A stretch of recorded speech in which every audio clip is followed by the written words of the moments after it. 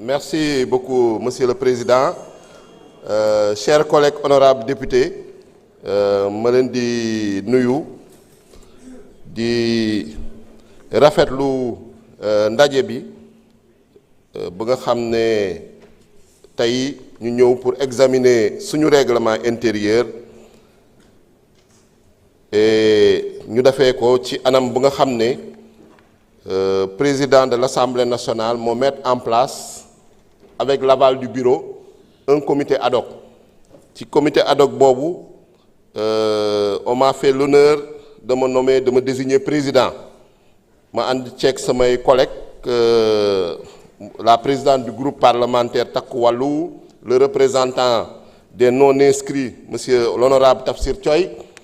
le 5e vice-président Amadou Ba, le président de la commission des lois, Maître Abdoulaye Tall, ainsi que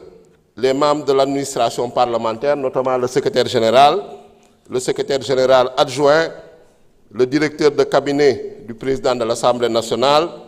le directeur des services législatifs et ses collaborateurs, ainsi que les assistants parlementaires, je peux citer notamment Charles Sow, qui nous ont accompagnés dans ce travail-là, ainsi que des experts externes. Donc pendant le délai qui nous avait été fixé était un délai de 2 mois et demi. Donc, vu l'ampleur du travail, nous n'avons pas pu le respecter. Nous avons sollicité du président de l'Assemblée nationale une dérogation pour mën a yeggali liggéey bi. Donc, di sant Yàlla bu baax, di remercier également tous nos collègues pour cette confiance que vous nous avez accordée. Parce que yaakaar naa ci comité ad hoc bi ñu toog ci Assemblée nationale bi député yu fi teew yépp mënoon nañu participer à ce comité ad hoc là. Parce que liggéey bu ñu def également on l'a fait en leur nom. Tey ñu ñëw nag soumettre leen ko. C'est un travail, effectivement, comme on l'a dit, inclusif, un travail bu nga xam ne daf nañ ko dans la concertation, daf ko également avec la participation des uns et des autres. Ku nekk joxe ci sa xalaat. De loi. Innovation yi mën nañ ci citer axe bu ci gën a am importance parce que ñëpp xam nañu Assemblée nationale ñett la. Le vote des lois, le contrôle de l'action du gouvernement, l'évaluation des politiques publiques. Effectivement, gis nañ ni sur le plan du vote des lois, procédure législative bi, ça ne pose pas trop de problèmes. Donc fu ñu accentuer mooy contrôle de l'action du gouvernement naka dañ koy gën a doolelee mooy dooleel commission yi yokk effectifu commission yi donc jóge ci 30 dem ci 35 membres dooleel également commission d'enquête yi parlementaire dooleel également commission d'enquête yi parlementaire gën leen jox ay moyens d'investigation gën leen jox gëdd ku ñu convoqué nga xam ne da nga war a am obligation ñëw parce que institution moo la convoqué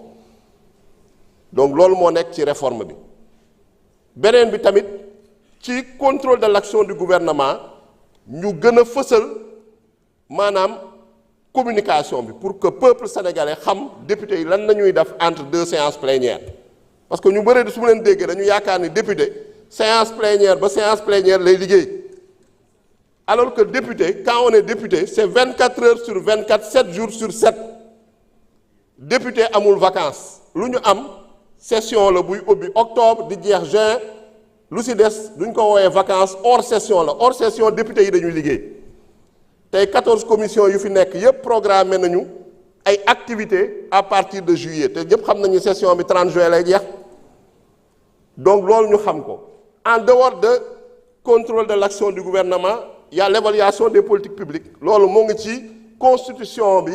nañ ko ci dugal depuis 2016 mais gis nañ ni 2016 ba tey malgré que dugal nañ ko suñu règlement intérieur Assemblée nationale mosu ko exercer président tamit jël ak volonté am ambition ne évaluation des politiques publiques fokk ñu exercer compétence boobu mettre en place un comité ad hoc sous la présidence de l'honorable Mohamed Sall pour def une méthodologie de l'évaluation des politiques publiques ñooñu en 2 mois ils ont produit un travail excellent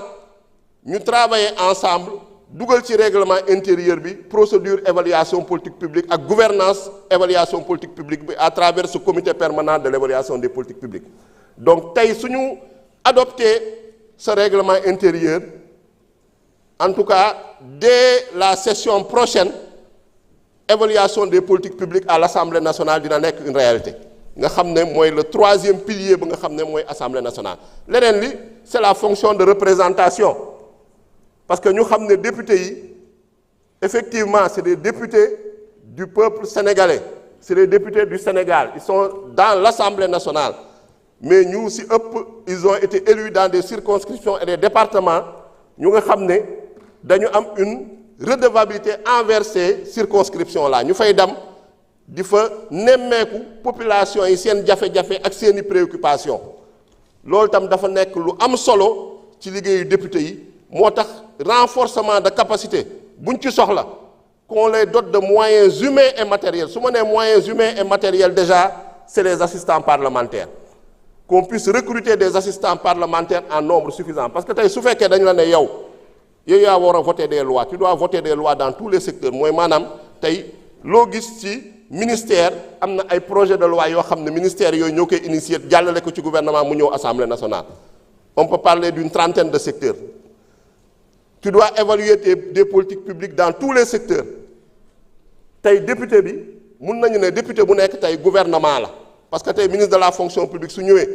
war nga intervenir ministre de la santé su ñëwee war nga intervenir éducation su ñëwee war nga intervenir enseignement supérieur su ñëwee war nga intervenir donc loolu dafa soxla renforcement de capacité te déjà ñoo ngi ci tey député yi gis ngeen ni y a pas de papier tey ku nekk nga téye tablette am envoyé nañ la rapport ci sa tablette envoyé nañ la projet de loi bi ci sa tablette député yi actuellement ñoo ngi ci dans la digitalisation et dans l'objectif zéro papier donc on peut dire que c'est des ruptures des bons qualitatifs yoo xam ne constaté nañ ko au sein de l'Assemblée nationale et il faut qu'on puisse améliorer ça il faut qu'on puisse renforcer ça parce que c'est ça l'objectif leneen li nga xam ne également mun nañ ko jël si dans le cadre du contrôle mooy la question yu nga xam ne question écrite question orale question d'actualité au gouvernement question d'actualité au gouvernement gis nañ ni pendant cette session le Premier ministre est venu 2 fois question d'actualité dafa guñ ko question orale dafa guñ ko mais yéene bi ambition bi mooy à partir de la session prochaine qu'on respecte la périodicité des questions d'actualité au gouvernement question d'actualité au gouvernement suñ ko waxee mooy Premier ministre day teew ak l'ensemble du gouvernement au moins une fois tous les trimestres dañu ne au moins une fois mun na ñëw 3 fois par trimestre mais dañu ne au moins une fois pour être réaliste parce qu'il faut qu'on respecte également notre règlement intérieur question orale ñu ne au moins une fois par mois question d'actualité ñu ne au moins une fois par mois l'objectif nag c'est d'appliquer ce règlement intérieur là sinon suñ ko deful yaakaar naa ni commission des délégations nga xam ne moom moo am responsabilité di contrôler l'exécution des lois votées mun na dal suñu kaw balaa muy dem seeti yeneen ministères yeeg yooyu donc loolu je pense que c'est extrêmement important donc ce qui veut dire que tey toutes ces réformes là wax nañu la chaîne parlementaire ça permet que tey ñuy xam lu xew ci commission yi retransmettre les débats en commission retransmettre les commissions d'enquête parlementaire débats yi Sénégalais yi xam exactement députés yi lan nañu liggéey ñuy suivre députés yi dans leur circonscription l'excellent travail qu'ils abattent dans leur circonscription Sénégalais yi également mun ko xam donc pour vous dire que ce règlement intérieur là va permettre d'améliorer le fonctionnement de l'Assemblée nationale le reste nag c'est ku nekk sa responsabilité individuelle mais d'ores et déjà on peut dire que en tout cas réforme ñu def ci session bi c'est à travers un travail collégial un esprit d'équipe parce qu'on peut dire mun nañu ne tout seul on peut aller plus vite mais ensemble on va plus loin loolu mooy la réalité donc assemblée bi lu ñu gëm ni mooy déjà à travers cette première session parce que c'est une session inaugurale on a des députés yoo xam ne ñu ci ëpp bii mooy seen première expérience parlementaire mais énergie bu ñu fi gis envie bu ñu fi gis ambition bu ñu fi gis on peut avoir de l'espoir que cette assemblée-là sera la meilleure assemblée inchallah de toutes les législatures qui sont passées on a cet espoir-là on a cette ambition et on prend cet engagement devant le peuple sénégalais parce que loolu moo ñu fi indi loolu nañ ñu falee di gërëm ñëpp di sant ñëpp di féliciter également ñëpp pour cet excellent travail je vous remercie jërëjëf.